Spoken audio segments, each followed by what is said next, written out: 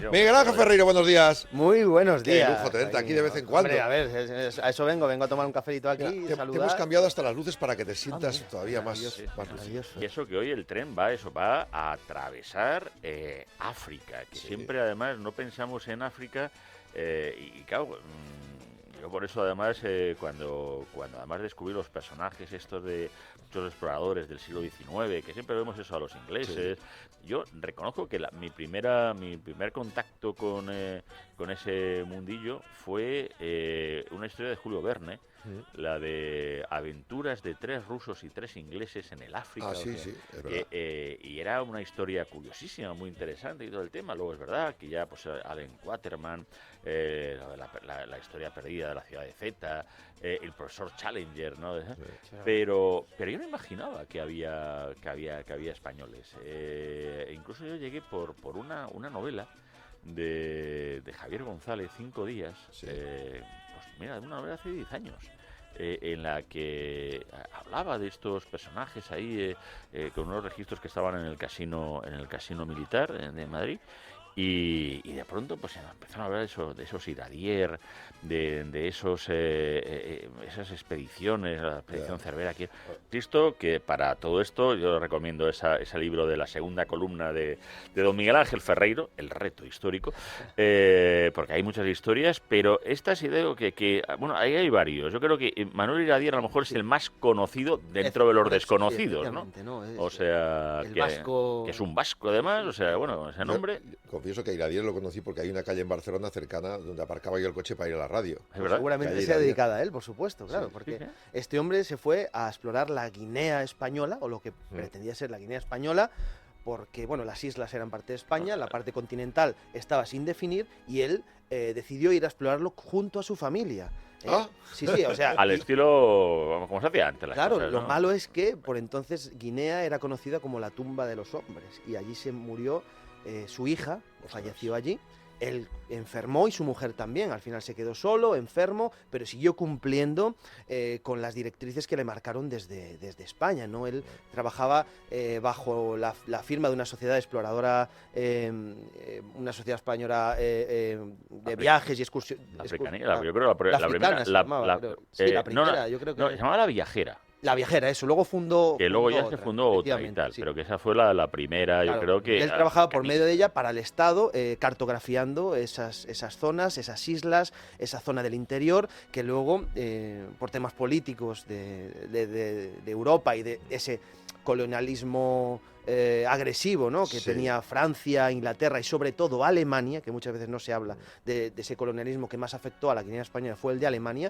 Se le comieron las 3/4 partes de lo que había conseguido este señor, de lo que había explorado Manuel Iradier y hablado con otras tribus y digamos, establecido relaciones, ¿no? Para España en esas zonas. Al final se lo comió Alemania, él dio su vida por explorar esas zonas y quedó, digamos, prácticamente en el olvido, ¿no? Dices que montó una empresa incluso para sus tinglados, ¿no? Sí, luego ya conoció la exploradora, ¿no? Sociedad excursionista. Es que además este tío sí que tuvo reconocimiento en vida, o sea, en aquel momento sí que se convirtió en un fenómeno, o sea, que sus publicaciones eran muy...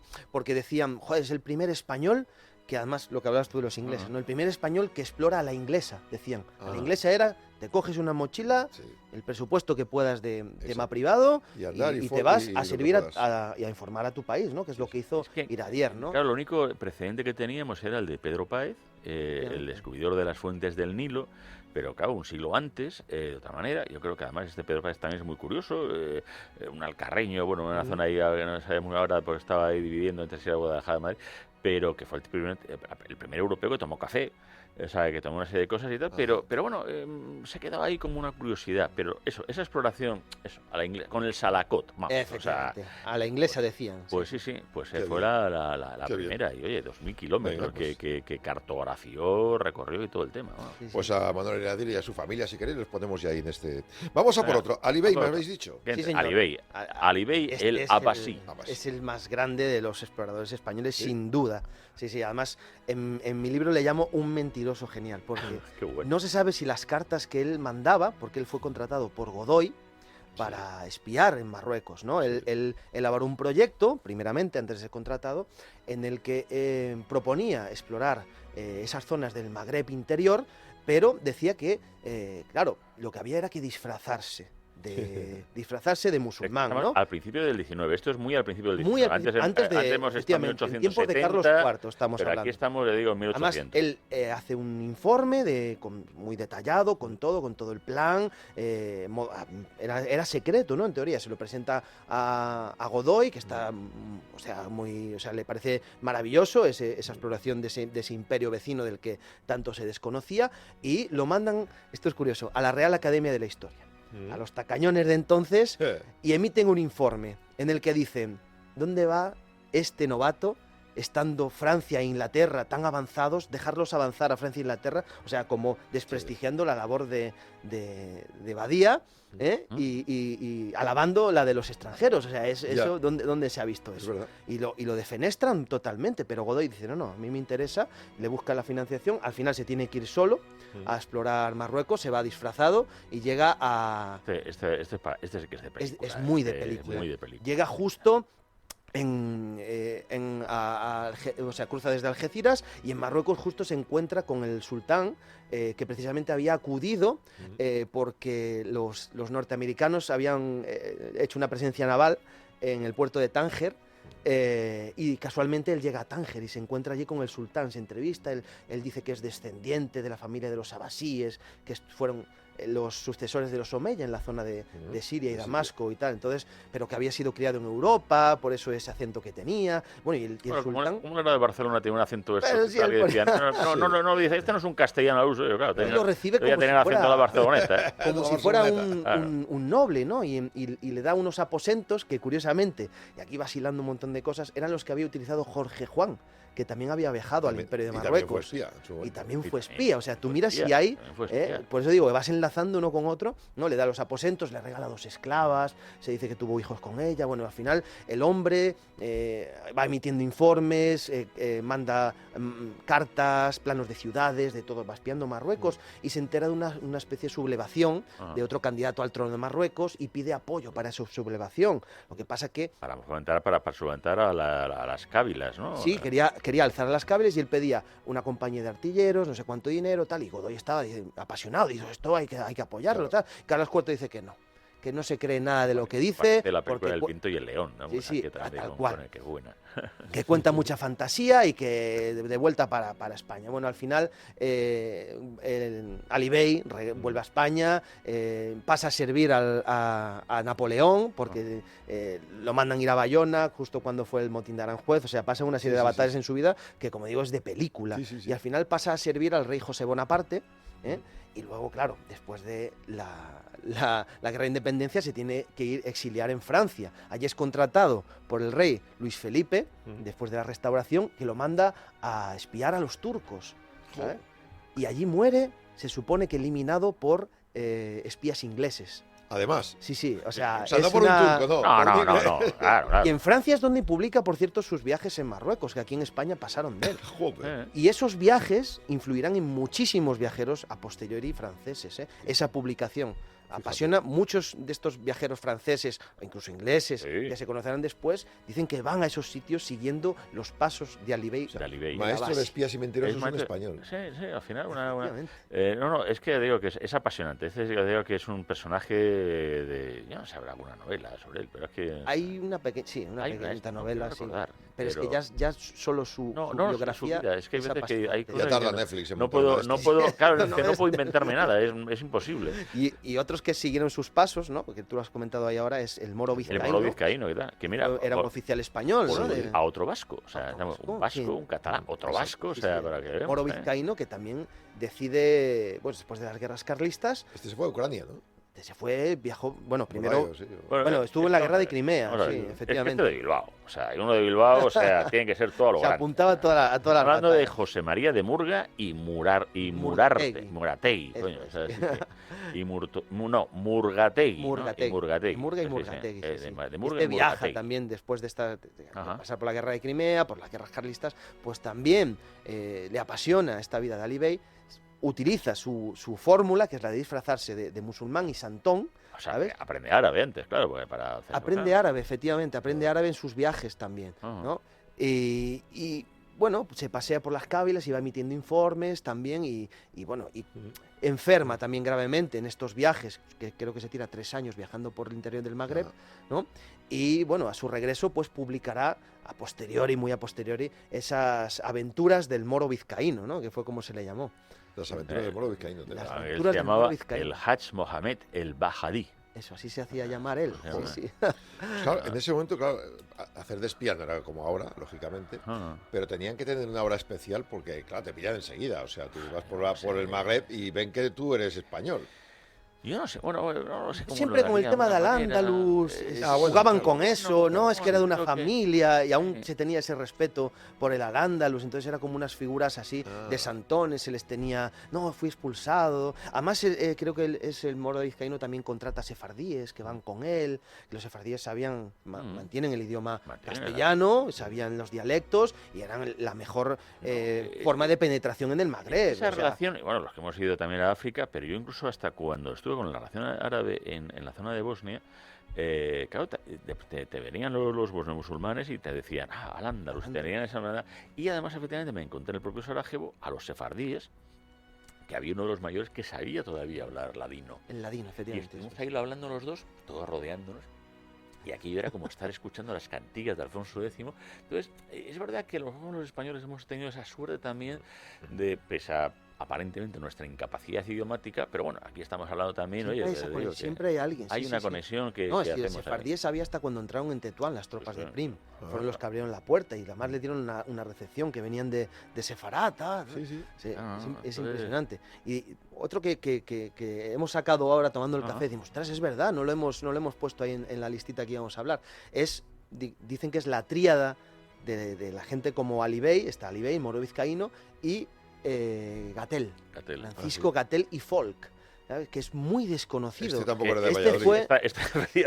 Este era de Tarragona. Burgos, claro. O sea, estamos yendo de vasco, catalán. Es verdad que son tierras emprendedoras, porque no, efectivamente, Cataluña por entonces estaba muy conectada a Guinea, ¿no? Barcelona es conocida como la metrópoli de Guinea, ¿no? En años posteriores, ¿no? Pues de ahí salió Gatel, pues de Tarragona en concreto, y fue espía para el general Prim, también, una vez que se toma Tetuán. O sea, cogían a los comerciantes que veían más espabilados como espía, ¿no? Sí, porque tenía o militares o comerciantes o gente con un poquito de conocimiento sobre todo del tema árabe o que su padre había sido, ¿no? Por ejemplo, otro que vamos a citar es nuestro querido Emilio Bonelli.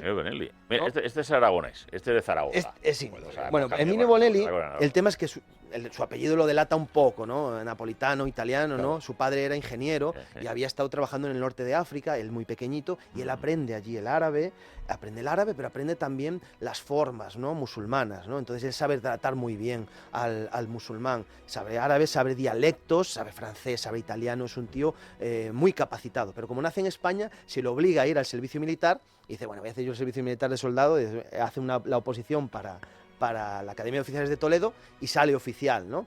Y él, digamos que se vuelve muy como proteccionista, ¿no? Con el entorno español, ese nacionalismo del 19 imperante, y dice, las Canarias hay que protegerlas, porque él sabía lo que había en Marruecos. Y entonces él propone que desde Canarias no que se tome, sino que se recupere la zona del Sáhara Occidental, que ya había sido en tiempos de los Reyes Católicos parte esencial de esa defensa de las Canarias, esa zona occidental atlántica, ¿no? Lo que fue luego el Sáhara Occidental, y es el que funda 3 factorías, que además le llamó Villa Cisneros, en honor al cardenal Cisneros, uno de los primeros. O sea, que estamos hablando del Sáhara, el Sáhara que ahora mismo que estaba también tan de disputa y tal, realmente este es el padre, por decirlo así, de ese Sáhara Occidental. Se podía decir el padre recuperador del Sáhara Occidental, que ya habían tratado con los Reyes Católicos, y él funda esa Villa Cisneros, en honor al cardenal Cisneros, que era el que propuso esa conquista de Orán, en África, Medina Gatel, en honor de Gatel, también otro explorador en África, ¿no? Y la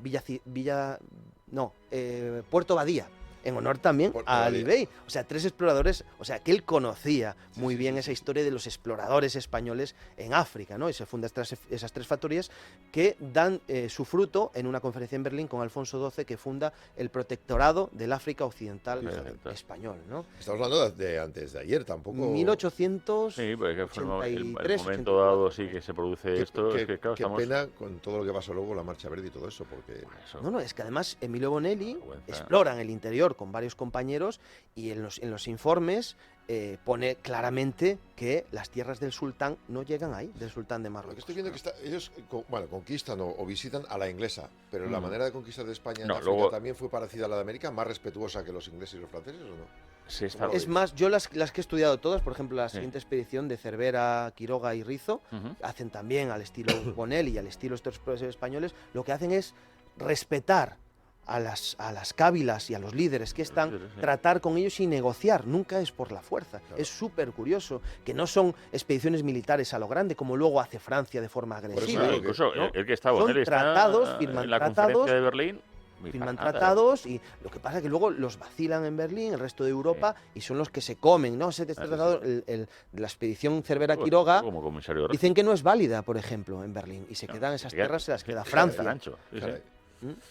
O sea que al final, por ir con el lirio en la mano, fuimos los que salimos más escaldados de allí. Por ser los más respetuosos, ¿no? Quizás. Cervera, ¿no? Quiroga, entonces, esta sería la... Esa es una expedición que también entran, digamos... Un año después de la famosa conferencia de Berlín, el año 86. La zona de Mauritania y todo eso, llevando un guía, la Gadaf, ¿no? Que se habla muy poco de él, pero fue muy importante, y negocian con estos sultanes del interior, de la zona de Mauritania, de la zona del Sáhara hacia el interior. ¿Y eso se dejaban negociar? O... Sí, no, estaban, o sea, totalmente conformes con el tratado y se ponían, digamos, bajo vasallaje de la reina de España o del tiempo de Alfonso XII, María Cristina, Isabel, ¿no?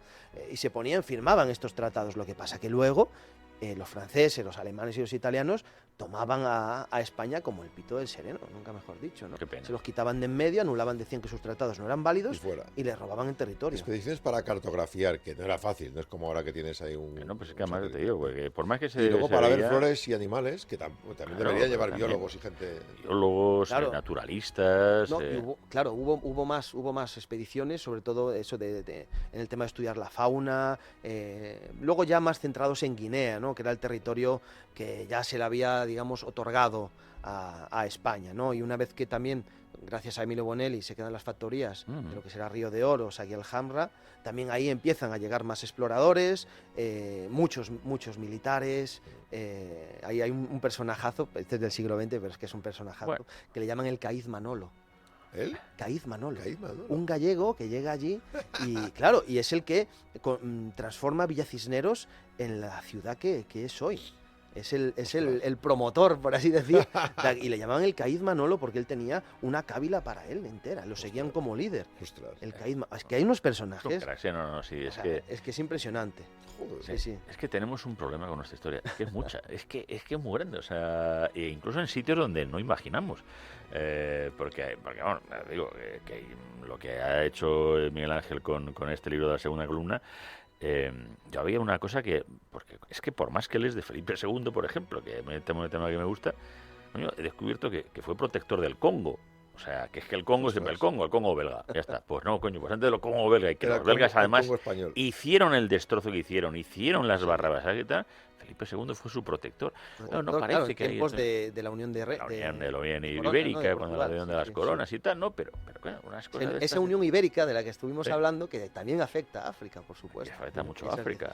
Y claro, no es lo mismo, efectivamente, haber estado bajo esa influencia, la francesa, la inglesa y la alemana, que se repartían en África, y sin embargo los españoles que habíamos estado también haciendo, pues como al mismo tiempo. Se habla muy poco de la alemana, por cierto. Y de Alemania, ya digo. Se obvia, y Alemania intentó fundar un mega estado que medía, o sea, en metros cuadrados era más grande que Europa, en el centro de África.